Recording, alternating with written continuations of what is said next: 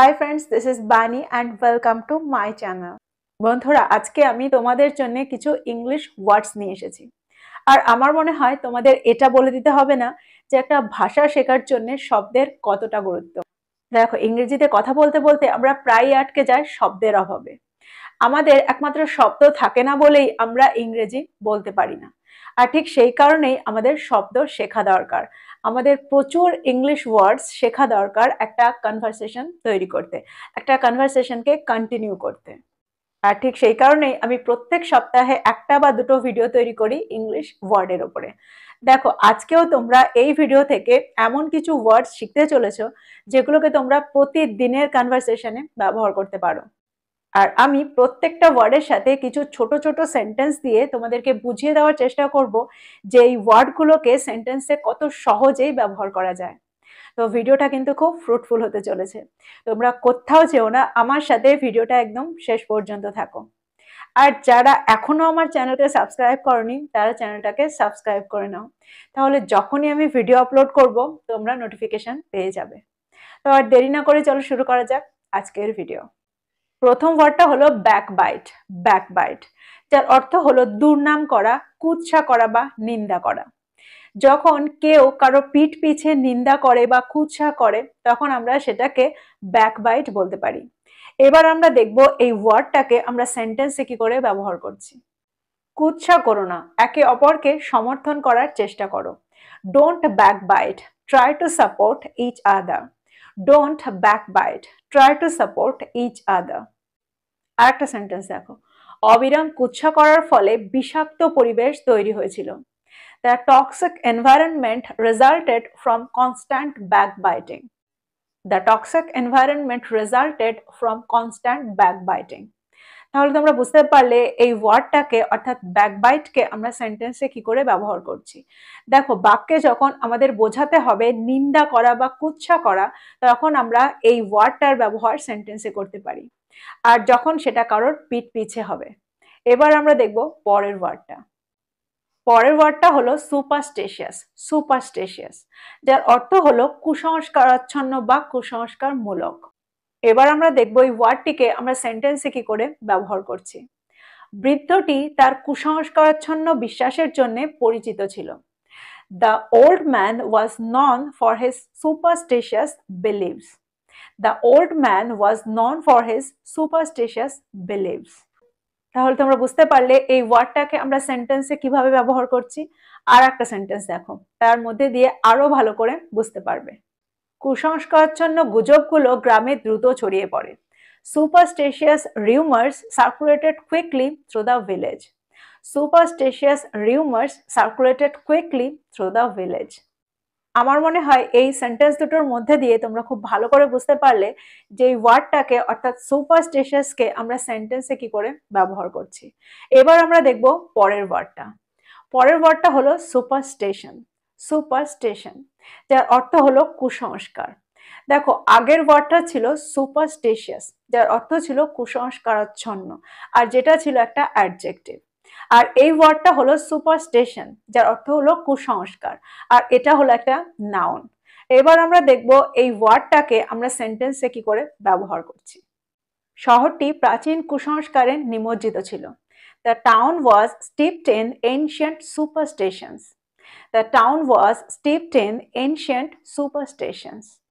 এমনকি আজকের দিনে দাঁড়িয়েও অনেক মানুষ কুসংস্কারে বিশ্বাস করেন। Even today, many people believe in superstitions. Even today, many people believe in superstitions.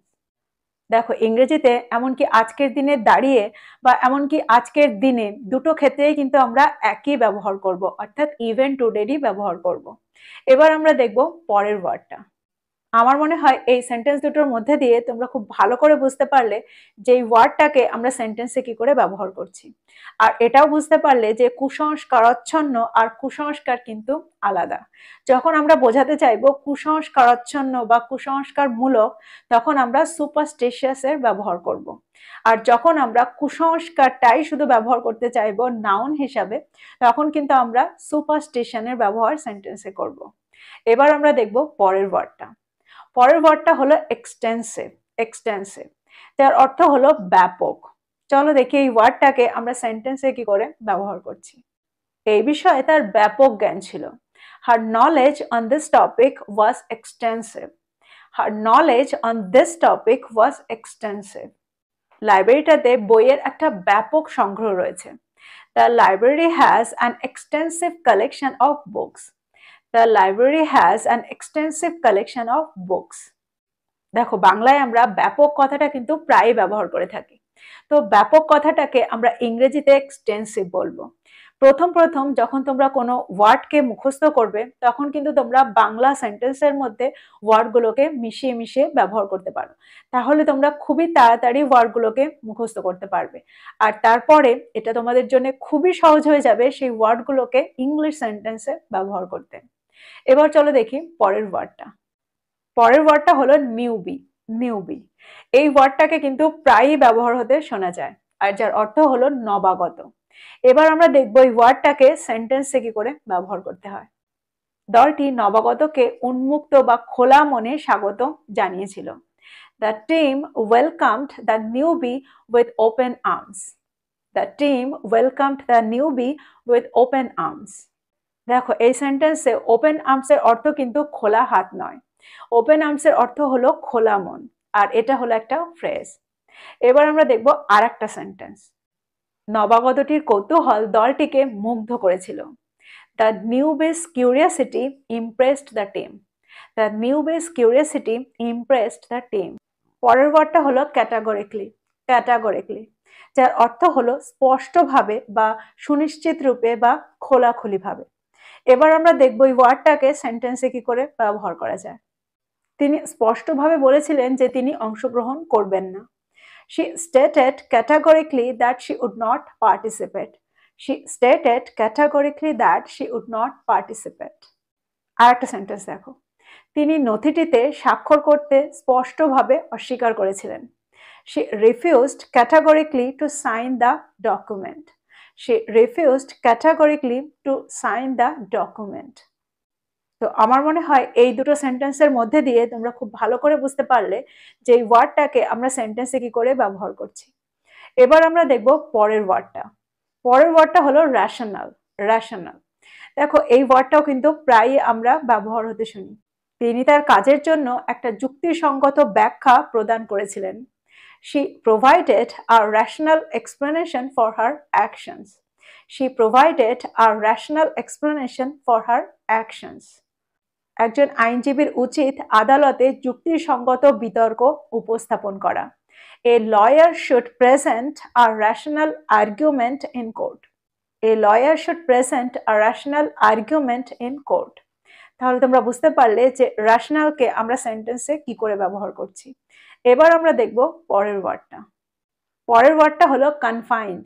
Confined যার অর্থ হলো সীমাবদ্ধ। ফর এক্সাম্পল তথ্যটি একটা নির্বাচিত গ্রুপের মধ্যে সীমাবদ্ধ ছিল। The information was confined to a selected group. The information was confined to a selected group. আরেকটা সেন্টেন্স দেখো। পাখিটিকে অসুখী বলে মনে হচ্ছিল যখন খাঁচার মধ্যে সীমাবদ্ধ ছিল। The bird seemed unhappy when confined to a cage. The bird seemed unhappy when confined to a cage. তো আমার মনে হয় এবার এই ওয়ার্ডটাকে অর্থাৎ কনফাইন্ডকে খুব সহজেই তোমরা সেন্টেন্সে ব্যবহার করতে পারবে। এবার চলো দেখি পরের ওয়ার্ডটা। পরের ওয়ার্ডটা হলো পারসিকিউট। পারসিকিউট যার অর্থ হলো নির্যাতন করা বা উৎপীড়ন করা। চলো দেখি সেন্টেন্সে এই ওয়ার্ডটার ব্যবহার। নিরপরাধ মানুষের ওপরে নির্যাতন করার চেষ্টা বন্ধ করুন। Stop trying to persecute innocent people. Stop trying to persecute innocent people. আসুন ব্যক্তিদের বা মানুষের ওপর নির্যাতনের যে কোনো প্রচেষ্টার বিরুদ্ধে দাঁড়ায়। Let's stand against any attempt to persecute individuals. Let's stand against any attempt to persecute individuals. পরের ওয়ার্ডটা হলো aspire. Aspire যার অর্থ হলো আকাঙ্ক্ষা রাখা। চলো দেখি এর ব্যবহার। আমাদের সবার উচিত প্রতিদিন আরো একটু ভালো হওয়ার আকাঙ্ক্ষা রাখা। We should all aspire to be a little better every day. We should all aspire to be a little better every day. আরো একটা সেন্টেন্স দেখো। দৃঢ় সংকল্পের সাথে আপনার স্বপ্ন পূরণের আকাঙ্ক্ষা রাখুন। Aspire to achieve your dreams with determination. Aspire to achieve your dreams with determination. পরের ওয়ার্ডটা হলো yell. Yell, যার অর্থ হলো চিৎকার করা। ফর এক্সাম্পল, আমি চিৎকার করতে চাই না, কিন্তু তুমি শুনছো না। I don't want to yell, but you are not listening. I don't want to yell, but you are not listening. আর একটা এক্সাম্পল দেখো, বাচ্চারা উত্তেজনার সাথে চিৎকার করতে শুরু করেছিল। The children started to yell with excitement. The children started to yell with excitement. পরের ওয়ার্ডটা দেখো, পরের ওয়ার্ডটা হলো সাবস্ট্যান্সিয়াল। সাবস্ট্যান্সিয়াল, যার অর্থ হলো যথেষ্ট। চলো দেখি সেন্টেন্স যার মধ্যে আমরা এই ওয়ার্ডটাকে ব্যবহার করতে পারি। পণ্যটি যথেষ্ট ইতিবাচক প্রতিক্রিয়া পেয়েছিল। The product received substantial positive feedback. The product received substantial positive feedback. আর একটা এক্সাম্পল দেখো, কোম্পানিটি বাজারে যথেষ্ট চ্যালেঞ্জের সম্মুখীন হয়েছিল। The company faced substantial challenges in the market. The company faced substantial challenges in the market. Substantial এই ওয়ার্ডটা কিন্তু খুবই অ্যাডভান্সড, আর এই ওয়ার্ডটাকে যদি তোমরা তোমাদের কনভারসেশনে ব্যবহার করো, কনভারসেশনটাকে কিন্তু অনেকটাই অ্যাডভান্স শুনতে লাগবে। এবার চলো দেখি পরের ওয়ার্ডটা। পরের ওয়ার্ডটা হলো ইমিটেট। ইমিটেট, যার অর্থ হলো অনুকরণ করা বা নকল করা। চলো দেখি এই ওয়ার্ডটাকে আমরা সেন্টেন্সে কি করে ব্যবহার করছি। ভাই বোনদের একে অপরকে অনুকরণ করাটা খুবই সাধারণ। It's very common for siblings to imitate each other. It's very common for siblings to imitate each other. আর একটা এক্সাম্পল দেখো, ছাত্রটি তার শিক্ষকের হাতের লেখা অনুকরণ করার চেষ্টা করে। The student tries to imitate his teacher's handwriting. তো এই ছিল কিছু ইম্পর্ট্যান্ট ইংলিশ ওয়ার্ডস, যেগুলোকে তোমাদের জানা খুবই প্রয়োজন ছিল। দেখো, প্রত্যেকটা ওয়ার্ডকে তোমরা নোট ডাউন করো আর ওয়ার্ডসগুলো দিয়ে সেন্টেন্স তৈরি করো। দেখো, যত তোমরা সেন্টেন্স তৈরি করবে আর সেগুলোকে ব্যবহার করবে, তত তাড়াতাড়ি তোমরা ওয়ার্ডগুলোর সাথে সরগর হয়ে যাবে। আমি প্রত্যেক দিনের মতো আজও বলবো, যত তোমরা প্র্যাকটিস করবে তত তোমরা তাড়াতাড়ি ফ্লুয়েন্ট হবে। তো খুব পড়াশোনা করো, প্র্যাকটিস করো আর খুব তাড়াতাড়ি ফ্লুয়েন্ট হয়ে যাও। আজকের ভিডিওটা ভালো লাগলে লাইক করে দিও, বন্ধুদেরকে শেয়ার করো যারা ইংরেজি শিখছে। So this is all about today. I will be back with another video. Till then, take care. Thank you for watching this video. Bye-bye.